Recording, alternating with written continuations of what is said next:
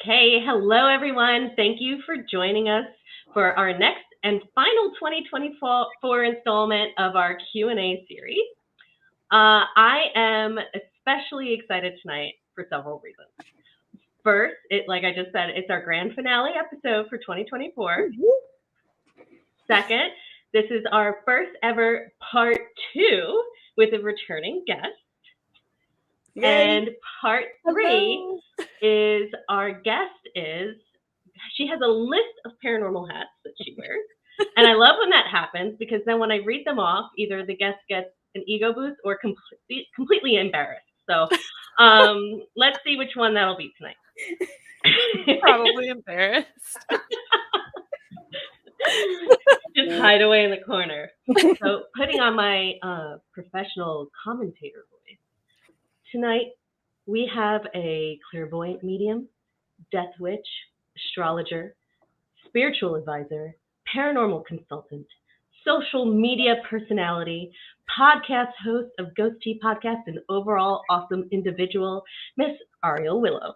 Hello. It's so nice to be back again. It's been quite a while. It has. Yeah. And our last conversation was probably, I honestly have to say, I referenced that conversation many times, especially when talking with clients, because the visuals you did was so enlightening. Yeah. And the part where you talked about use the cup to explain like the different points of view of the different faiths. And I literally referenced that. Brittany can attest, like I use that all the time. It's just, it's a helpful thing to have visuals with things, because a lot of times I feel like with spiritual concepts, and I think I mentioned this in the last interview too, people talk about it in a very abstract way. And oftentimes people just need a visual to be able to understand something.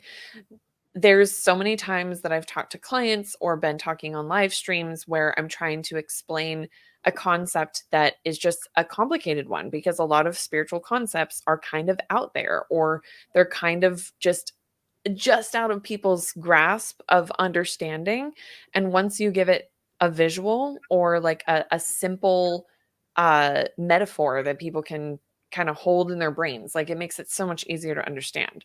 So explaining belief systems as a singular cup or a singular can or a faceted ball of glass, whatever you want to imagine it as, and everybody looking at it from different views, it just makes it so much easier to understand, because we're all kind of dealing with the same thing from different aspects, different angles.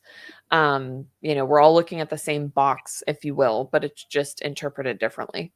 And it makes a lot of sense when we look at it that way, because a lot of beliefs also share a lot of things.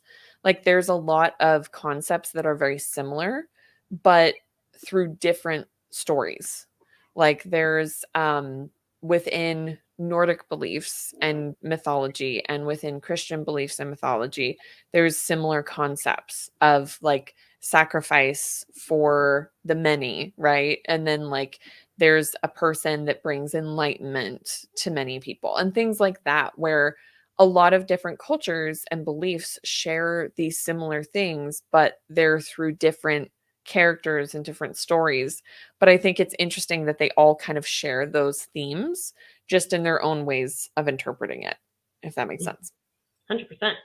And I encourage anybody who hasn't watched part one from 2020 to go back and watch it so you can fully grasp what you're talking about, because it really was, it's something I feel like we all know, but you can't put into words or like put it in a framework. And right. You explained it very well. So. Yeah. Thank you. Yeah. Britt, I think you have the first question, yeah? Yeah, so give us the scoops. What is new since the last time we saw you? Let us know. So many things. Oh my goodness. Last time we talked, I was just moving into my first apartment after the chaos of 2020 took place. And from there, I just established my career more. I kind of I went full time first time in 2020. So I was just establishing my services, and since then, I've gotten a lot deeper into astrology. I've implemented a lot more things involving astrology in my practice and in my business. I've also more niched down my practice a lot more. So rather than just kind of practicing what I considered at the time eclectic witchcraft, I've centered it around demonolatry and Norse paganism and death witchery. I started my death witchery a little over a year and a half ago, I believe. I think it's going to be 2 years, I believe, this June, that I would have been practicing my death witchery practice. And that's been really, really transformative. My ancestor work has become a big part of my practice, which I think is really cool because there's so many different practices around the world that have ancestral practices within them. And it wasn't something that I ever really was drawn to before, like until right before I got into my death witchery. And then all of a sudden I was like, oh, wow, okay, this is something I really want to implement. And as soon as I did, it really transformed my practice a lot. So I would say a lot of things have changed that way. And as you do, like beliefs shift and change and viewpoints shift and change. And that's been really interesting. Like TikTok is like 3 years ago, you posted this. And I'm just like, oh my gosh, I was such a baby. Like, it's so weird to look at, the way that I described things and the way that I talked about things. And it's very interesting to see the shift in how things have adjusted and grown. Yeah. It's fascinating. But it's also important, when we're in an industry like this one, to keep an open mind and to constantly evolve your understandings and theories and techniques. So. Yeah. And I think it's also something where a lot of people get really nervous about changing their beliefs or shifting them with their practice. I feel like people kind of get stuck in their ways a little bit. And I think it's so healthy to just kind of adjust as you move forward, adjust as you learn. I feel like that's something that our whole entire society could probably benefit from, of like, if you have new information that changes the way that you feel about something, like that's okay. It's not a failure. It's not something that means you're a bad person. Like, it's just, sometimes we just believe things because we have limited information, and then when we have more information, our beliefs change. So it's just that's something that I've tried to become better about embracing, is changing and shifting with more knowledge as I get it, as much as possible anyway. Amen to that. We're all always evolving. I feel like the universe is constantly pushing us all to like work towards certain goals or learn certain lessons. So it makes sense to me that you're shifted from certain focuses to others now. Right. Yeah. Fascinating. Right. And maybe there's moments in time when you're supposed to think a certain way to get through that lesson in that time period. Right, exactly. I do feel like that's the case a lot. Like it is kind of when we look at things, things are always 2020 in retrospect, as they say. So when we look back on what we went through, like it reminds me of something that I tell my clients a lot of. Sometimes when people are like, I wish I just knew what was going to happen. And I ask them, if you had known everything that you were going to go through in the last year, right? Would you have felt like you would be able to handle it? And usually the answer is no, because if we knew everything that we had ahead of us, we would be so scared of going through that and so overwhelmed or so, oh my gosh, like I'm not going to be able to handle that we wouldn't be able to enjoy the present. So I think there's that aspect of how much really do you want to know? Right. You have to shift and adjust as you go, and sticking to the same routine and the same adjustments and approaches to things the entire time is not going to help you get through. Like you have to be flexible at some point. Yeah, for sure. I actually was talking with a friend recently who had a reading done, and she was told, like, this is going to happen. This is going to happen. And that thing did not happen. And she was all pissed off about it. And I go, did you ever think that your guides or whoever was giving that information to the person reading you said that because in that moment, that's what you needed to hear? Yeah. Well, because if they had said that it wasn't going to happen, would her decisions have changed? Right. Exactly. So like a lot of people are like, well, not much of a psychic, huh? And I'm like, or maybe they are, and you just can't understand that you needed to be motivated in a certain way in that moment. Right. Mm-hmm. Yeah. I mean, that's what it is. It's guidance is exactly what it is, And should you not change something, then the other thing could occur, and the guidance could be, hey, this is what you're looking at, and let's just the other path, because we all have the choice. Right. Like, and we're talking about like future things. The future is like ever changing. Oh yeah. I mean, I like to imagine it as almost like how with rakes, there's all the little spokes that like go out. Like it feels like that's an everyday choice. Like every day we're met with like so many different choices of where we could go and where it will take us.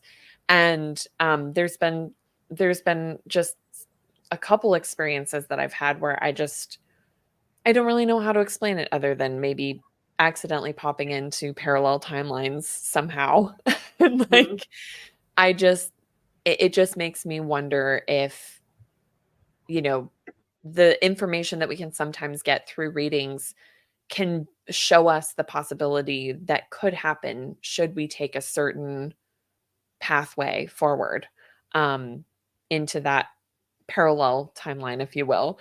But also in addition to that, just if spirit wants something to happen, like you don't have control over that. I wish I could say differently, but like there's so many, especially now, because the last time I talked to you all, I was in California. Now I'm on the other coast. Yes, welcome, by the way. Yeah. It's so nice to be in the same time zone. It's so weird because I had always kind of been interested in living on the East Coast, but then the circumstances just ended up being very interesting for me getting out here. And looking back on all of it, I was just like, you sneaky peeps. You doing your spirit thing. Yeah. I call them my committee. My committee put me through all that. Definitely. And it's always for a reason. Yes. Always. It's like I picture them like sitting around a table, like making business decisions with my life. Yes. Yeah. They're just like, oh, they didn't take that choice. Well, do we want to give them another one that's maybe more appealing that leads them in the same direction? I don't know. I'm kind of bored with it now. I kind of want to change it up. Can we shift it a little bit? Yeah. Oh, yeah. Lord. Feels pretty accurate. Yeah, because I knew that I wanted to be on the East Coast. I kind of debated going to New York. It was one of my options out of a couple, and pulled cards about all of them, as you do. And the cards for New York were the best. So I was like, okay, cool. New York looks like a good option. And then and then decided that I was going to move to a certain town. I was very set on it. I was like, this is the town that I'm moving to. And ended up trying to like find an apartment there, kept getting one closed door after another after getting all of these very apparent signs that I was supposed to be in New York. Like I'm talking about it coming through in mediumship sessions without me even mentioning it. Like whenever I would ask for a sign, seeing New York, everything, everywhere. And I was just like, okay, very, very apparent that this is where I'm supposed to be going. But then whenever I was trying to make moves to do it, they were just like, closed door. And I was like, what the heck? Like, you want me to do this? And then now we're just being met with like all the closed doors. And then I had someone reach out to me, one of my friends, and they were like, hey, I have an apartment in this town. Do you want to move into it? And I was like, that's kind of out of the way. Like, and they were like, well, it's out of the way, but you can get established in New York, right? It will give you time to settle in, and then you can go from there. And I was like, you know what? Cool. So I moved here beginning of July.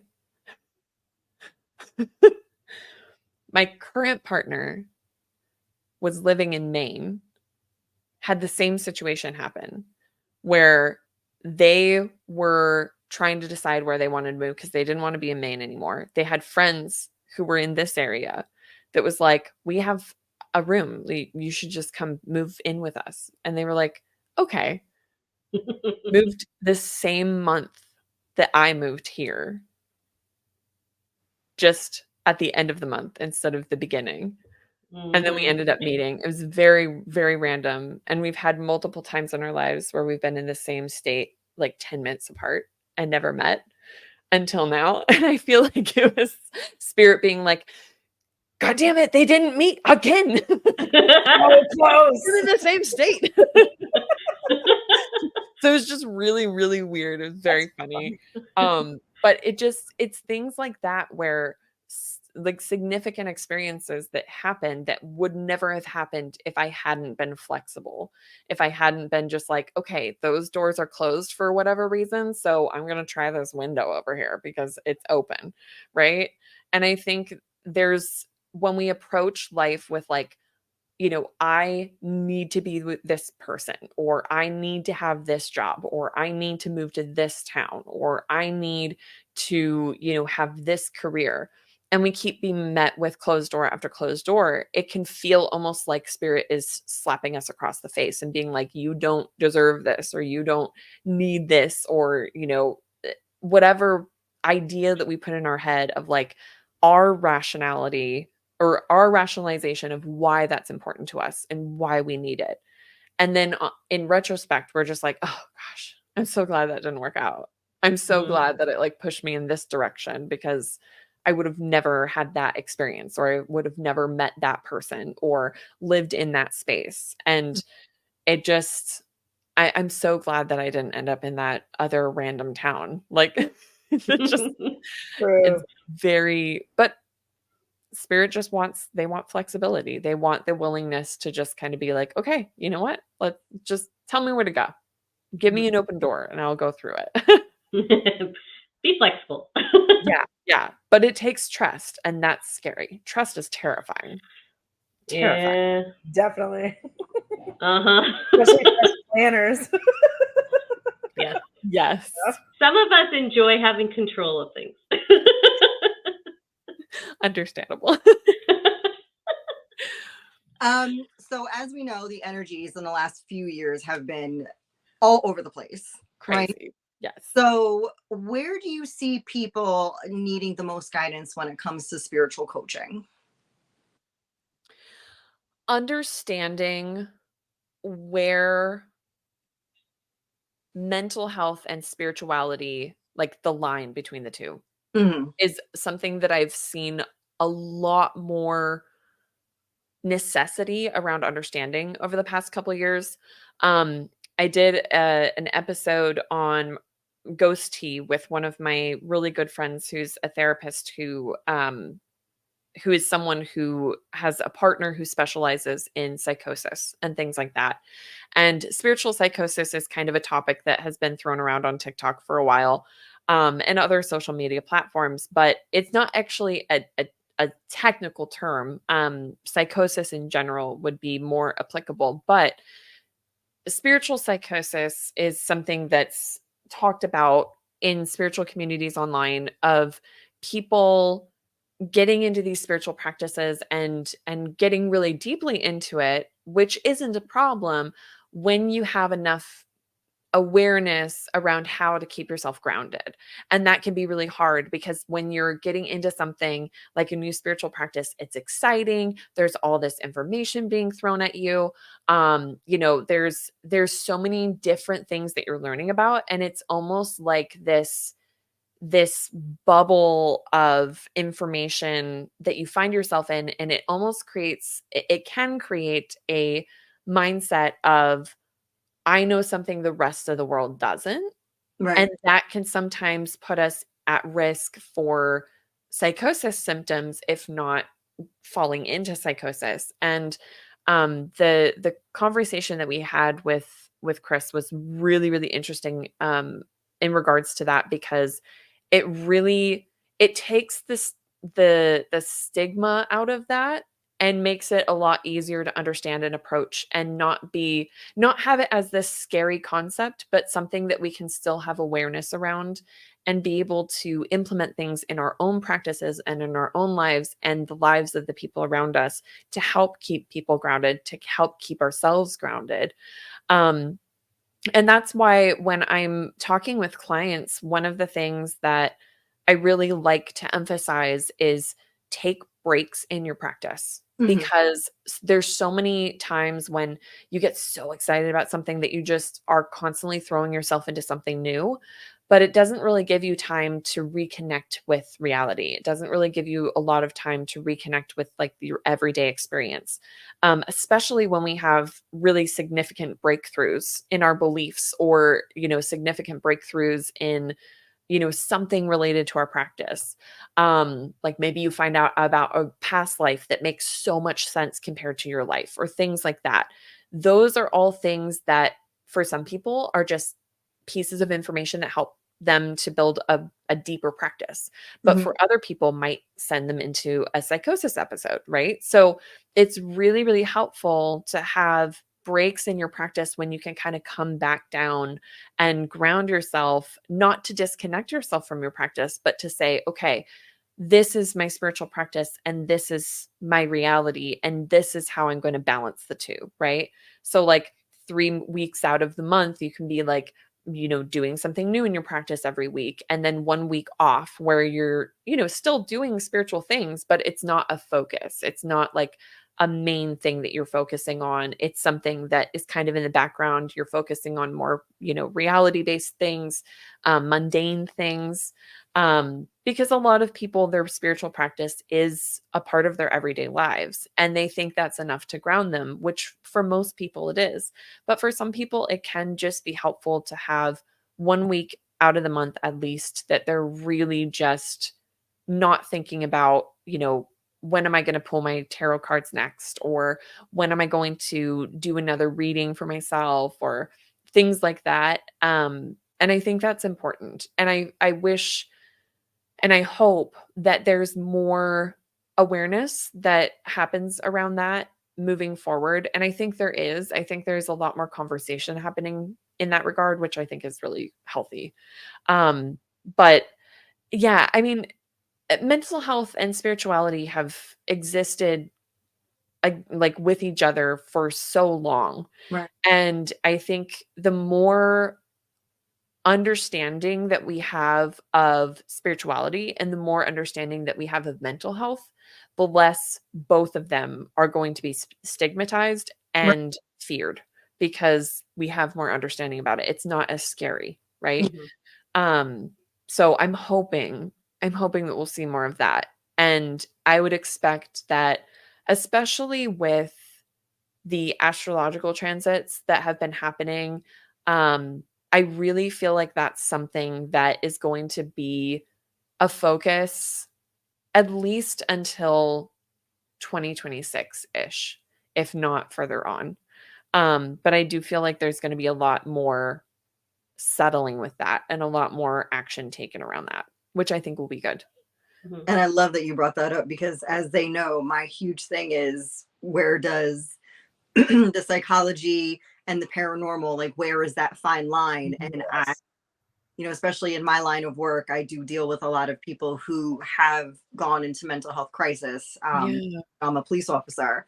So, okay. Yes. Yeah. And so my interest in both, just, I'm like, okay, well, what are these voices that you're hearing, and like that. So it's just interesting on all levels. And I just love that you just explained all of that, because that is exactly in my wheelhouse. And yes, I'm so glad to hear that there's a focus on it, and hopefully more understanding of both, because I've seen both where, people think that you have mental health issues if you believe in the paranormal, but that's not necessarily true. But then also, it's a lot of people who are in need of mental health assistance are not getting it, and there's no understanding. It's just kind of like, let's throw it the system. So yeah, well, and there's been so many situations that I've witnessed, not within personal experiences, but we see it play out online sometimes, where there will be someone who is clearly struggling with something like that, Right. and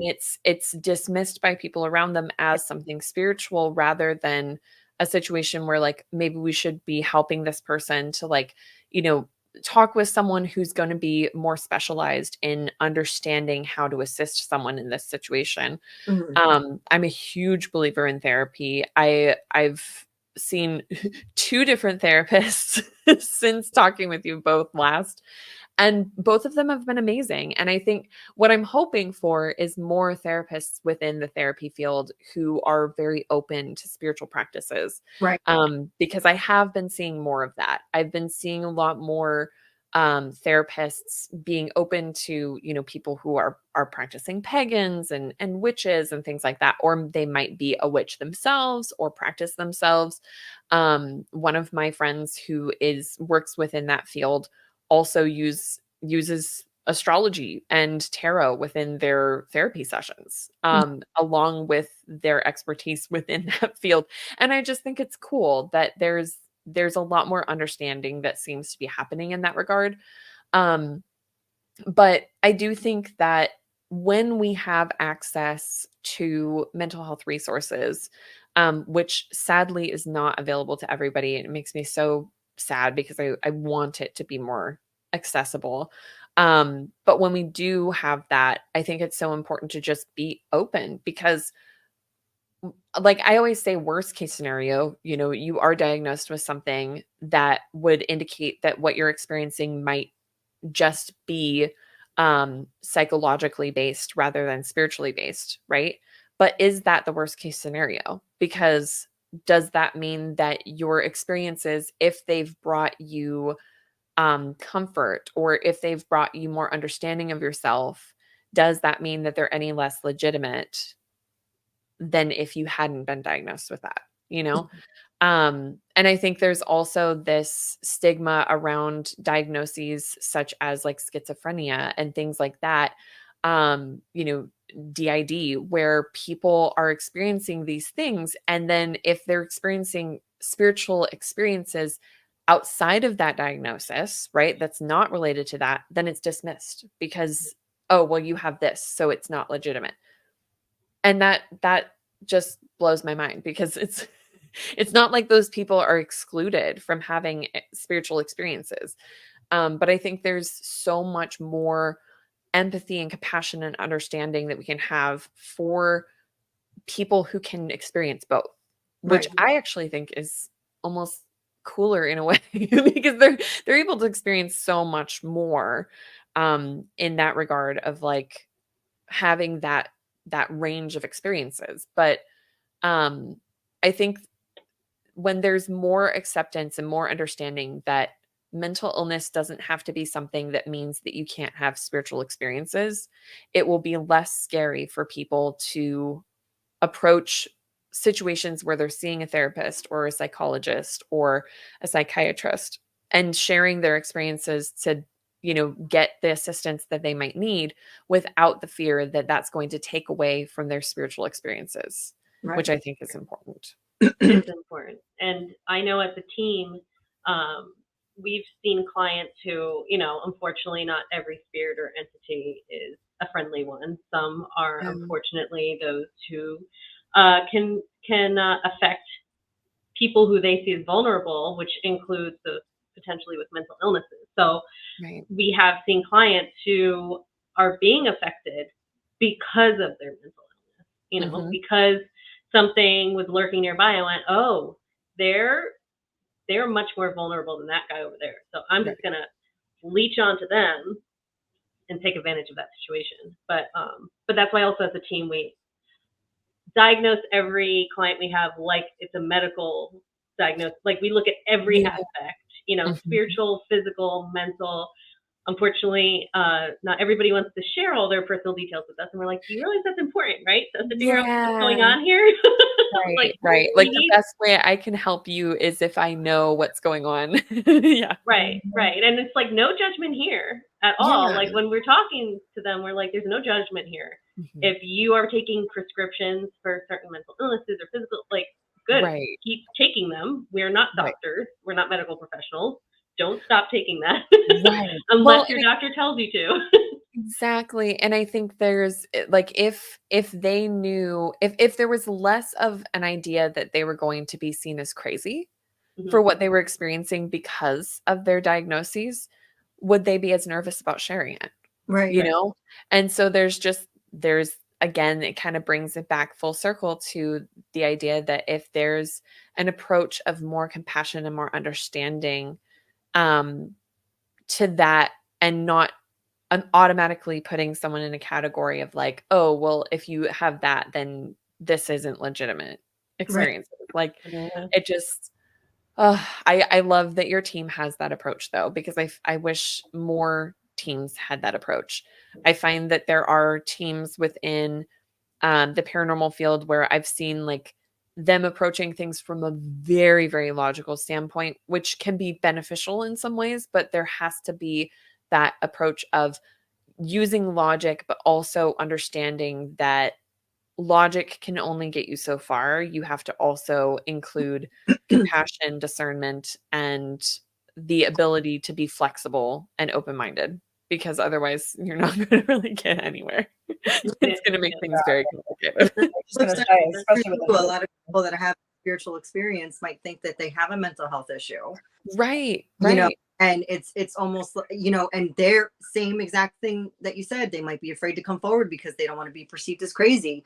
I hear it. Oh my God, am I hearing voices? Am I schizophrenic? Am I, I have these extremely vivid, what is going on? And they, we also want them to feel comfortable coming forward with those things, because it could be something very simple as you're open and spirit wants to talk to you.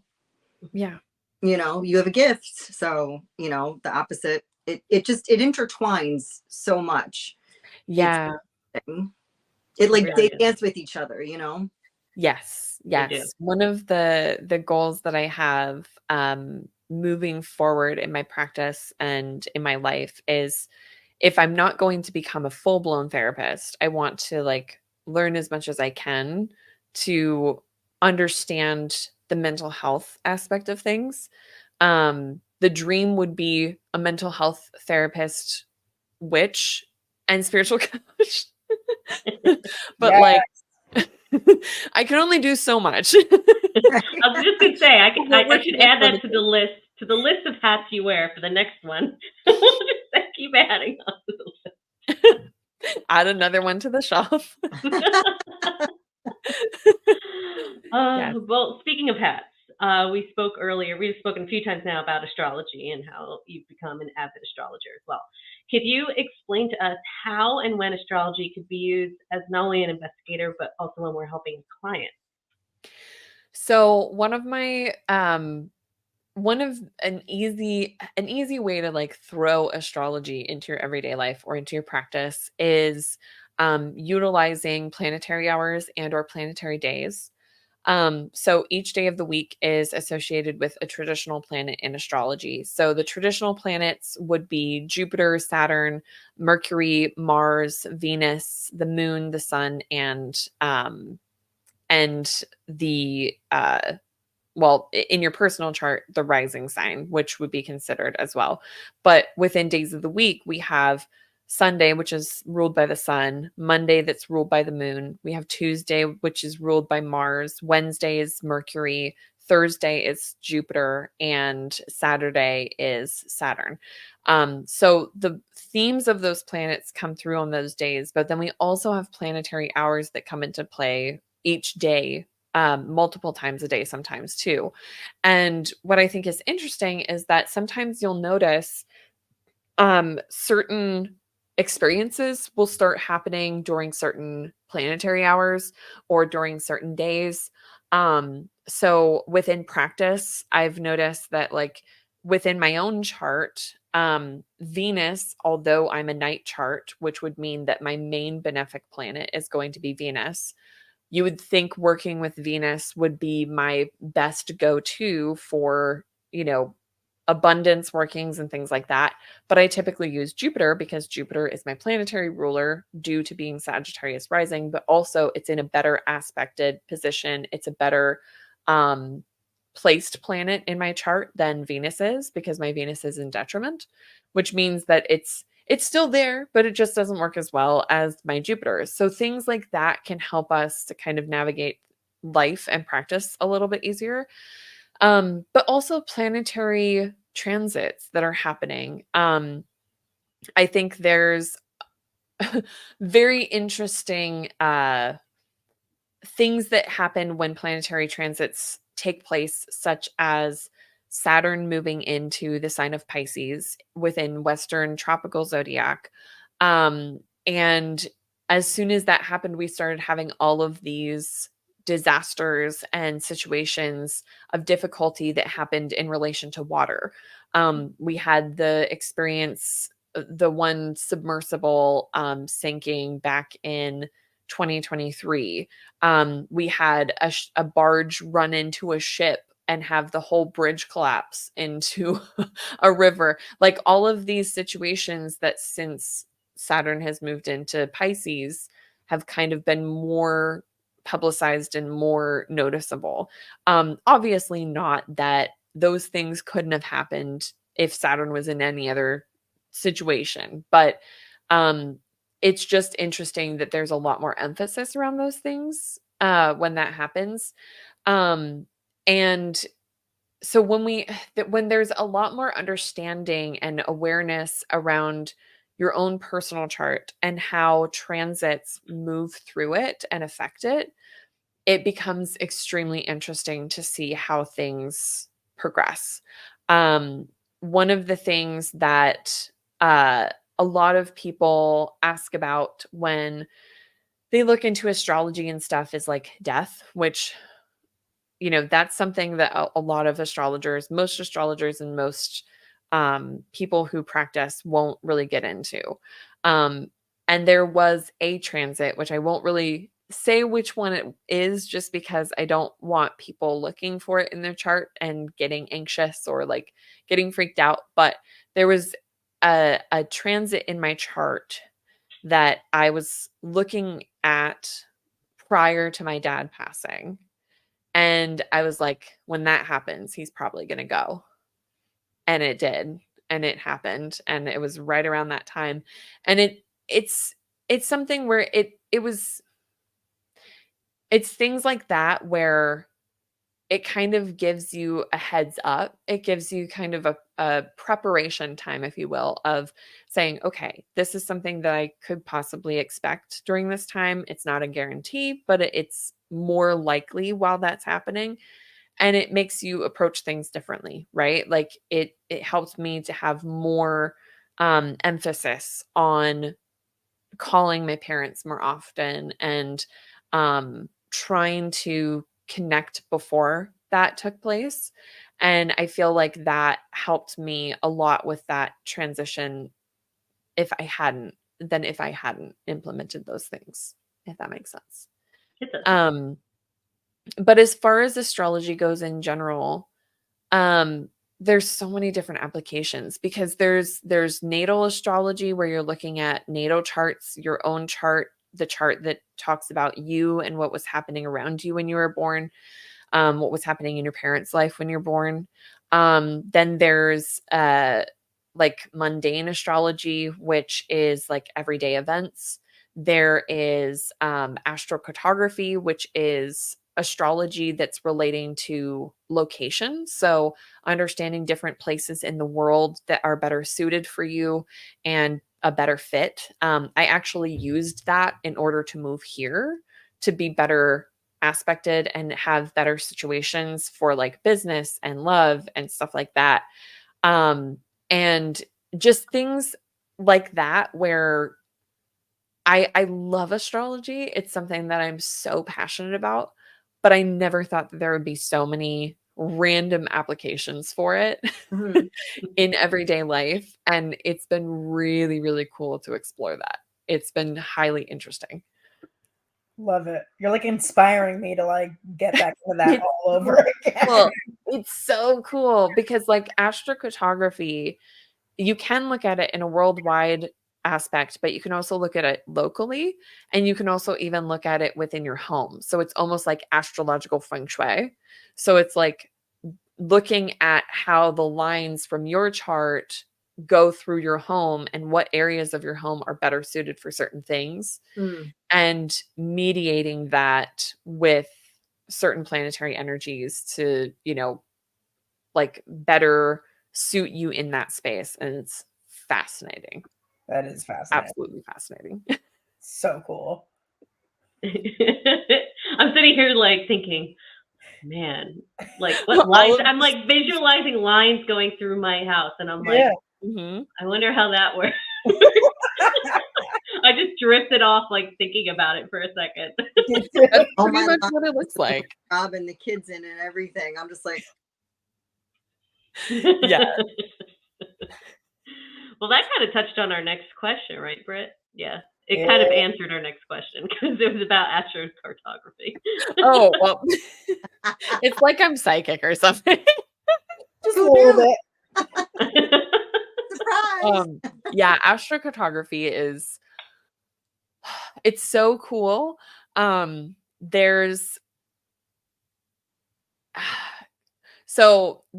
a lot of different situations that I've had with different clients over the past couple years that I've practiced astrocartography, as well as in my own life, where they'll come to me and they'll be like, hey, I'm looking to move and I'm wanting to move into this house, but it's on a Pluto line, specifically affected by my Pluto IC. And I'm just like, don't do it, because there's going to be problems with the house. And they're like, oh, but it looks fine.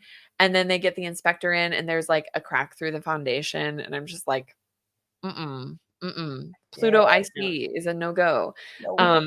Or like things like that, where things just happen to line up with the astrological stuff. And I'm just like, I can't, even when I want to say like there's nothing to it, right? It's just a random fluke. It just happens too often to do that. It happens too often for me to just dismiss it and be like, it's whatever. Like, it's fascinating. It's absolutely fascinating. And a couple of things, because I know people are going to have these questions. A couple things that when you're looking at your astrocartography charts to keep in mind is that you don't have to be directly on the line to be influenced by it. It has a radius of influence. So major lines are going to have an influence of 500 miles, so 250 miles on either side of the line.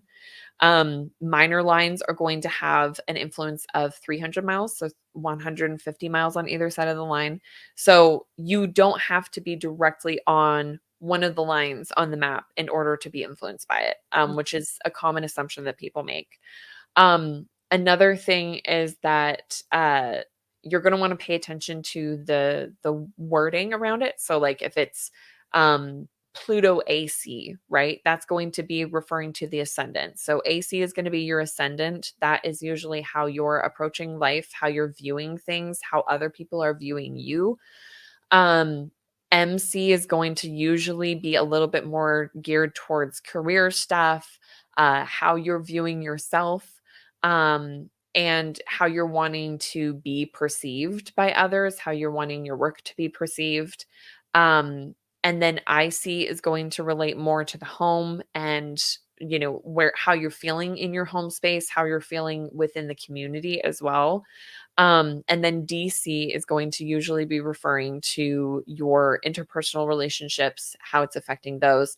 So, for example, Venus DC tends to be a line, not for everybody, but it tends to be a line where people meet their partner, or their partner was born on someone's Venus DC line, or, you know, you end up having those happenstances on those lines or affected by those lines, either locally or on a main astrocartography map.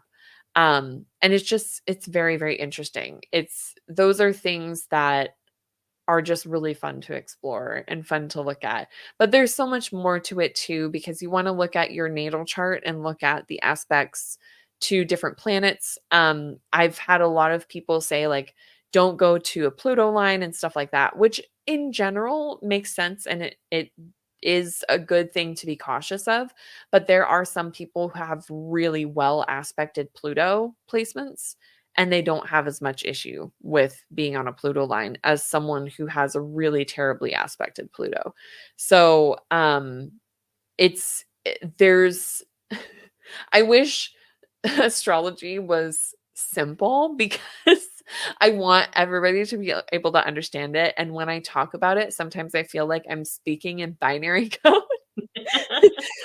But at the same time, like, when you start putting the pieces together, it's so fascinating and so cool, and just it's like trying to explain the concepts of art to people. Mhm. And unless you have a brain that can understand art, or have someone explain it to you in a way that helps you understand art, you can't appreciate it. And so astrology is just another one of those big concepts that I'm trying to find ways to use metaphors to explain and help people to understand. That's how I feel like when I talk about the MCU with my parents, and I'm like, Mom, you don't understand. He was the Winter Soldier, so he knows Captain America, but he was also in Wakanda during Phase 3. And she's like, what? And I'm like, why don't you understand this? You know, Like, you get so deep very into important it. information here. And people just look at you like, I am not following anything you just said. Yeah, you start sounding like a very out there conspiracy theorist, and like you're just like, I feel a little bit like the meme from It's Always Sunny in Philadelphia, where he's sitting to the wall with all of the crazy stuff on it. Like, that's kind of how I feel sometimes explaining spiritual concepts to people. Yep. Because it makes sense in my head, and then when I try to talk about it, it just feels like it's coming out as a jumbled mess.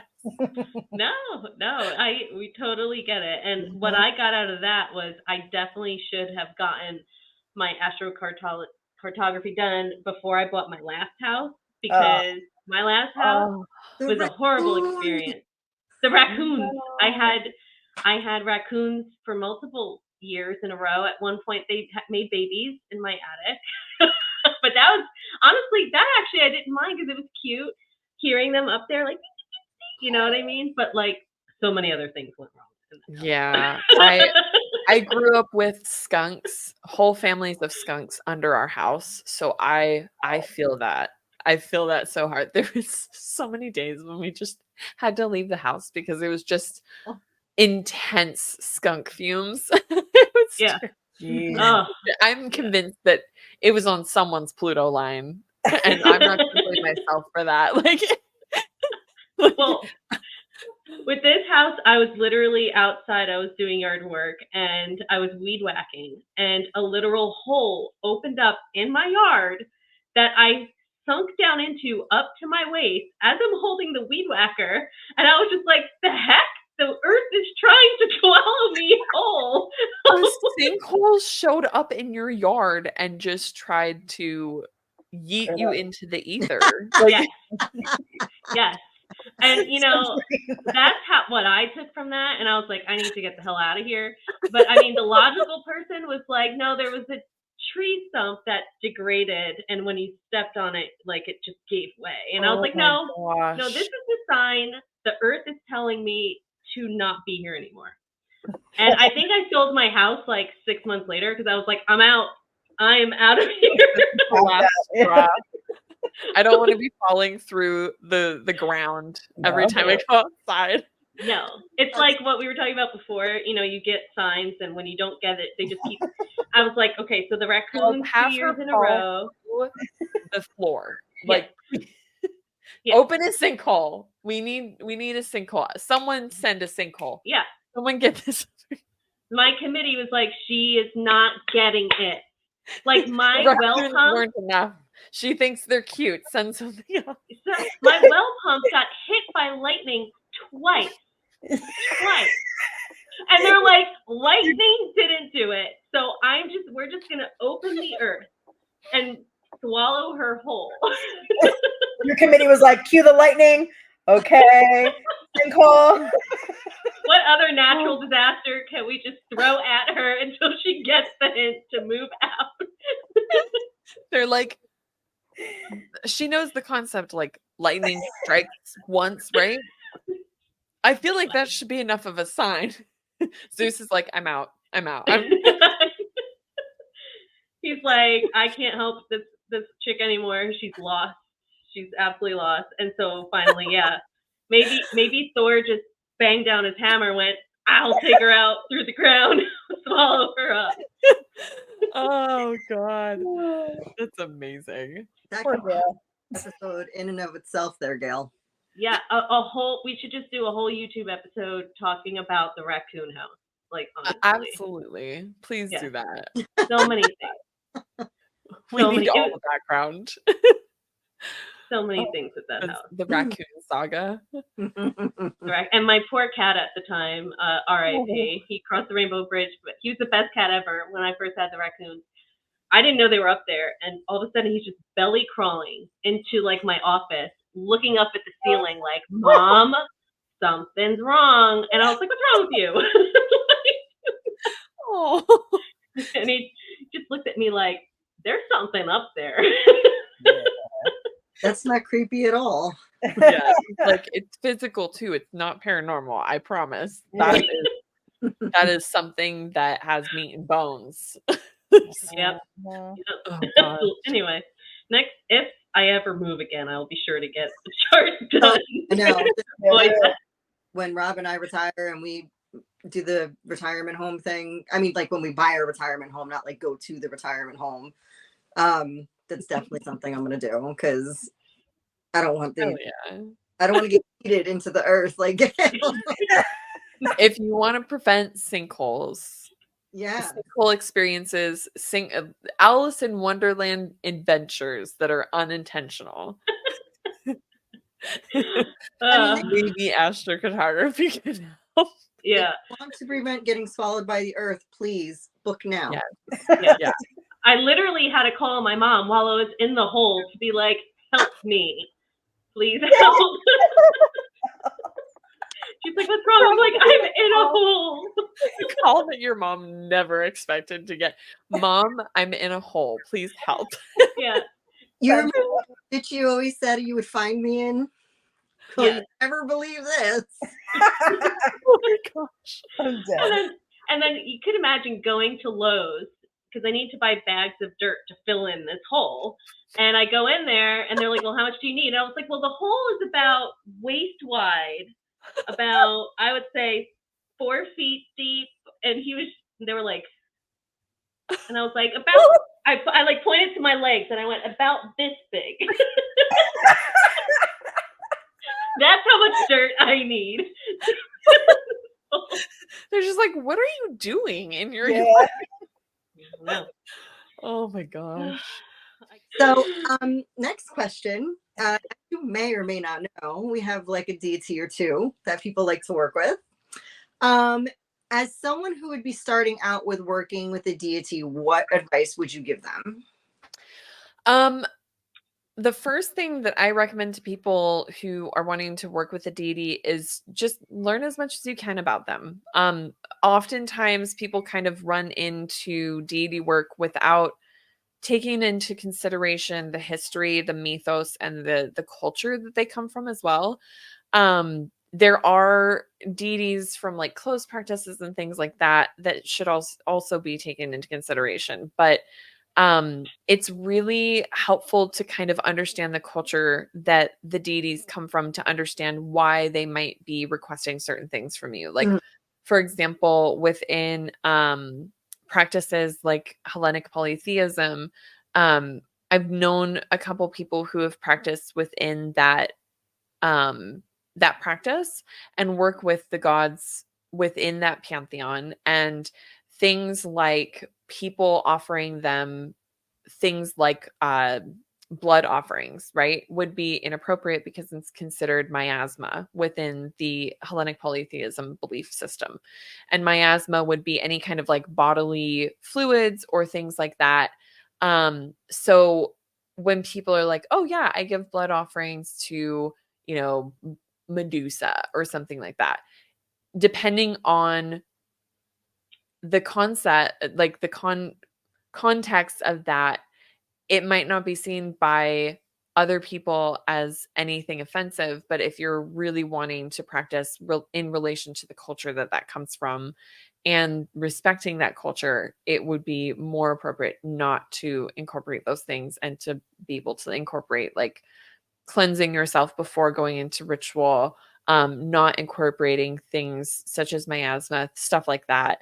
And so I would say like looking into the history, looking into the culture as much as possible. Like it is frustrating because with a lot of deities, especially lesser known deities, it's hard to find information about them, and it's hard to find as much information about cultural practices as it is for others. So like within Greek practice, it's a lot easier to find history about it because it's just more documented. Right. Whereas things like Nordic practices, uh, Germanic practices, things of those nature tend to be more orally passed down through generations. So it's harder to find information about it because it's just not as documented as other ones. There's a little bit of information that we have about them, but it's harder to know the actual, like how they practiced it back then. Right. Which makes me sad. I wish we had more access to things like that.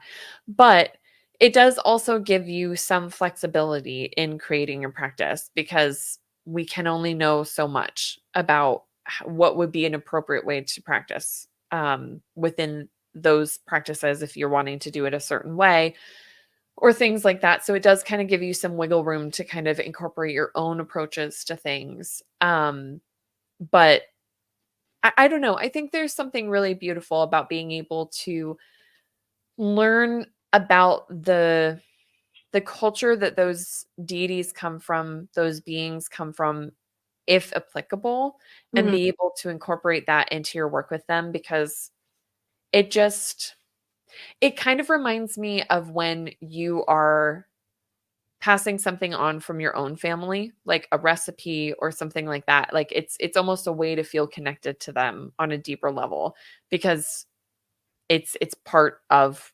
where they come from, right? What they're incorporated into. So that would be one of my first pieces of advice. The second most being that your experiences are legitimate and valid, regardless of how they look compared to other people's experiences.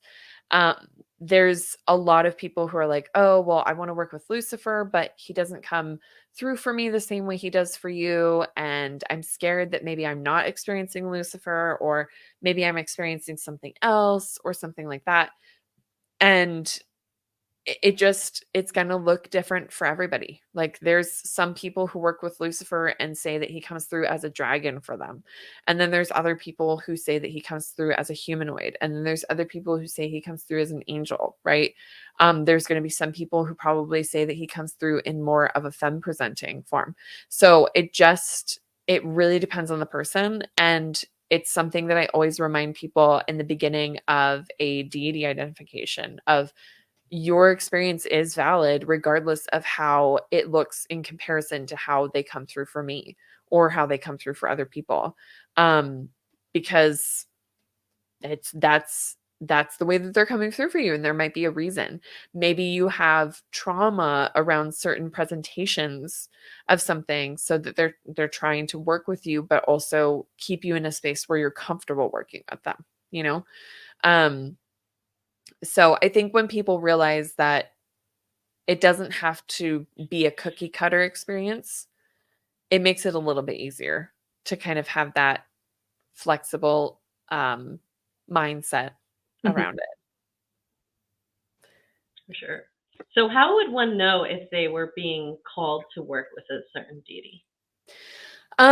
Some of the things that I commonly see with people having deities reach out to them is a couple different experiences or examples that I would give would be people who have a deity or things related to a deity constantly coming through in their life. So I'll use Athena as an example. So maybe growing up, you had a lot of really strong, like female presenting people in your life, right? Who inspired you to like be really brave and be really like standing up for yourself and holding your own. Or maybe you had a lot of experiences with hawks as you were growing up, or a lot of experiences with owls. And maybe you felt really, really drawn to Athena growing up, right? You wanted to know everything about her. You were just really enamored with understanding everything that you could about that goddess. And then it turns out that like she's been reaching out to you for a while now and wanting to work with you. Or when you do reach out to work with her, she comes through right away, right? Those can be some things that when you look at it over time, it can kind of make sense. With most of the deities that I work with now in my practice as patrons, I can see their influence throughout my entire life and not just when they came in. Like there's so many experiences that I can look back on my childhood with and realize, oh my gosh, I was totally interacting with Lucifer and had absolutely no idea.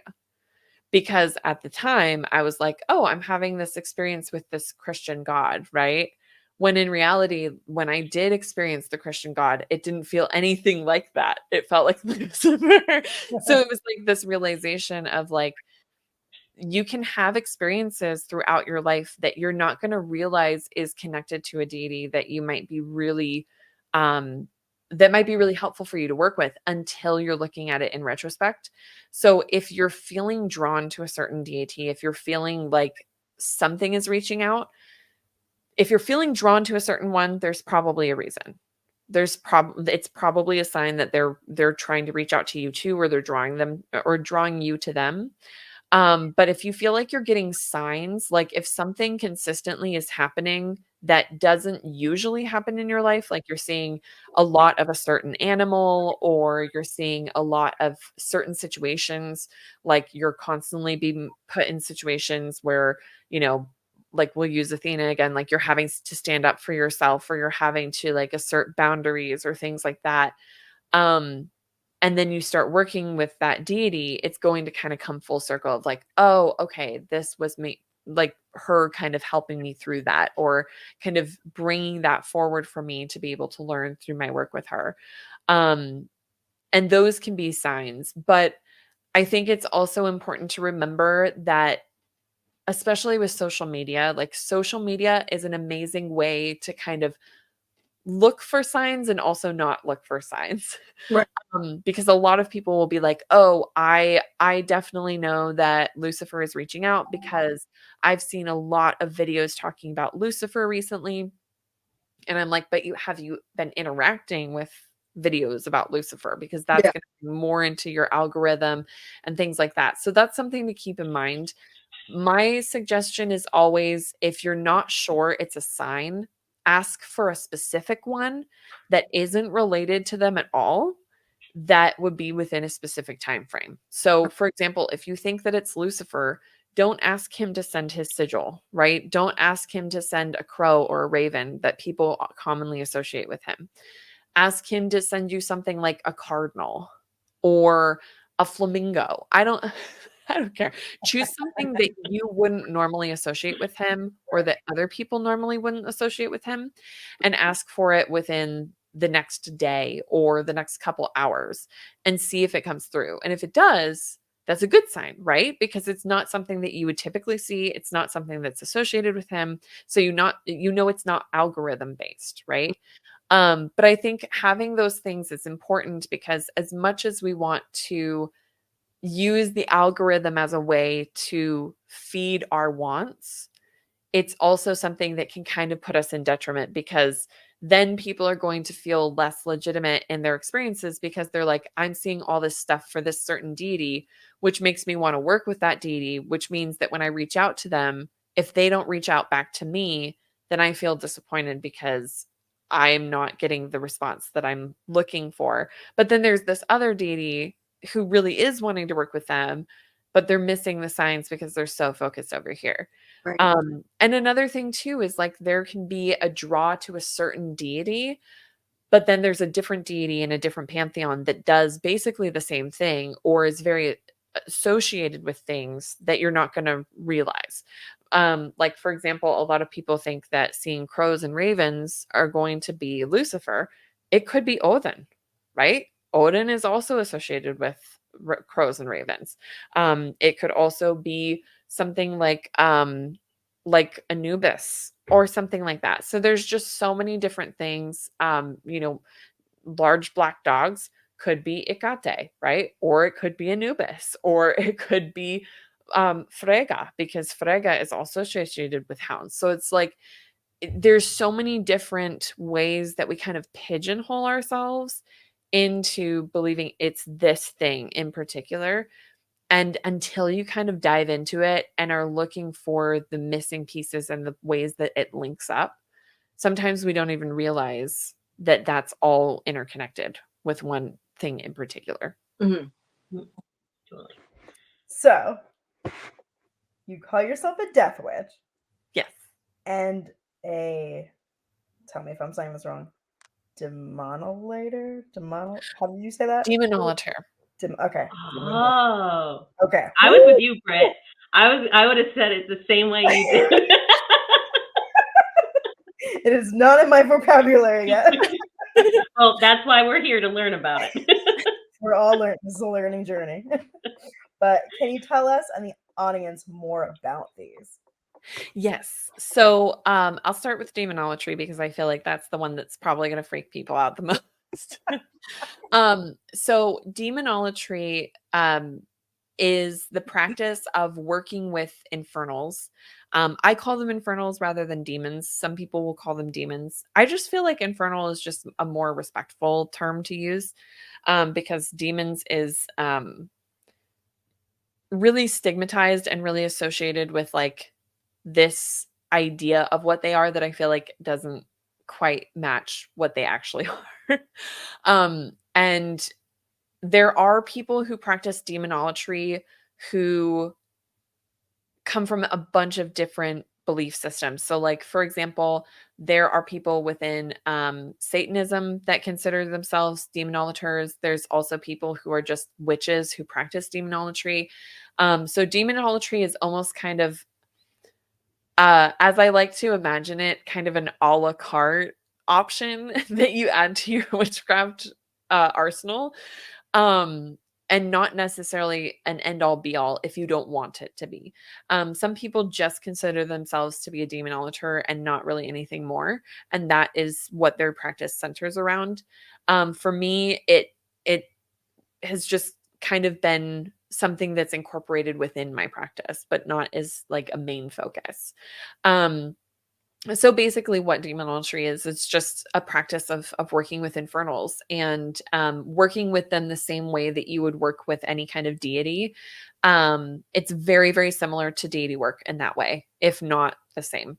So I work with Lucifer and Duke Astaroth the same way that I work with Frega and Odin and Hell. It's just very much the same. But there are a couple different aspects of demonology. There's also demonology, which is the study of demons, but it's not necessarily in practice. Right. So demonology, or like, that's more studying them rather than working with them. And you can study demonology and also be a demonologer and practice demonology.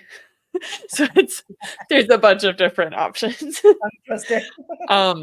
Now with death witchery is something that I never thought I would do, but it also makes sense that ended up being something that I just ended up incorporating into my practice. Death witchery is a practice of working with the energies of death.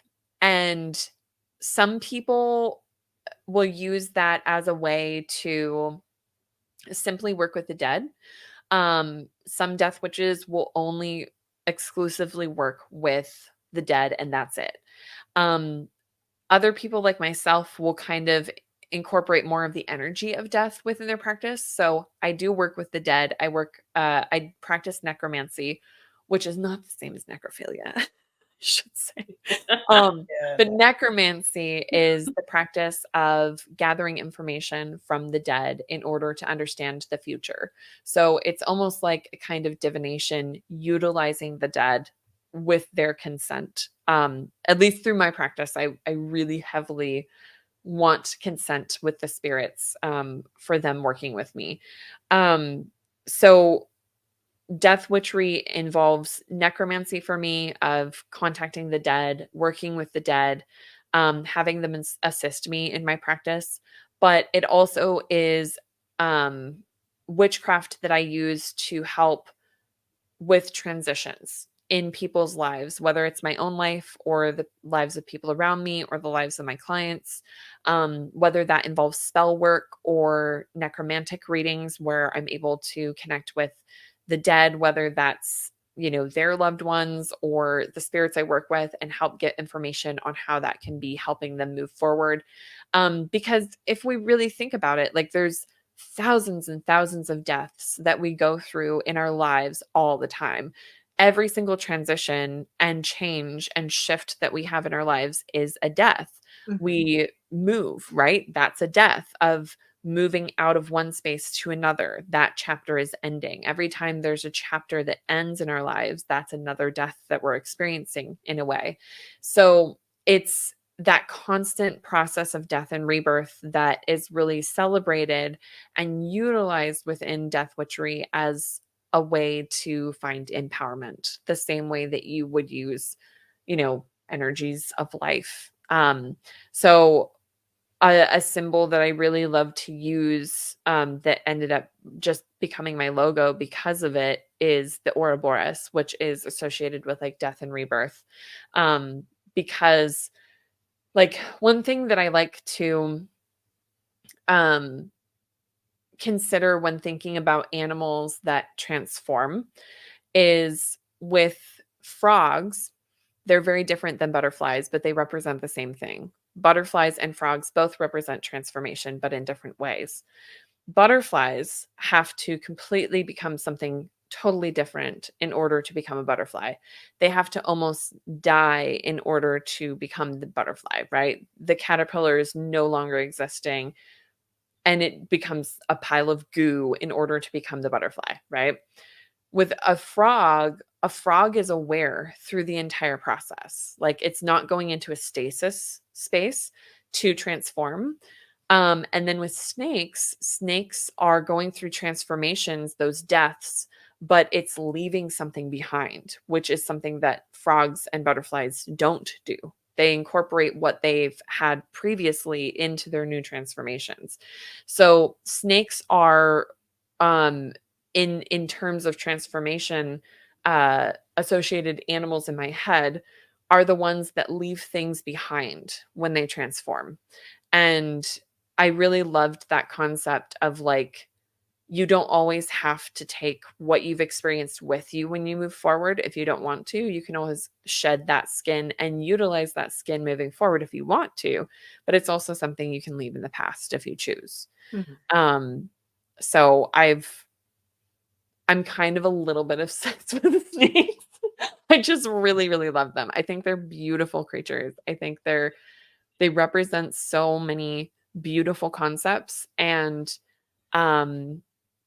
it just felt super fitting to have that part of my practice. And then my death witchery ended up also being something that helped me get into my ancestral practice as well, because just it kind of led from one thing to the other. Like if you're working with the dead, you might as well be working with the dead that you're related to, right? So I work with some family members who have passed, and some ancestors, and that's been really, really transformative, really, really beautiful to see how much it's changed my practice and how much it's deepened it too, because it's become so much, I don't know, more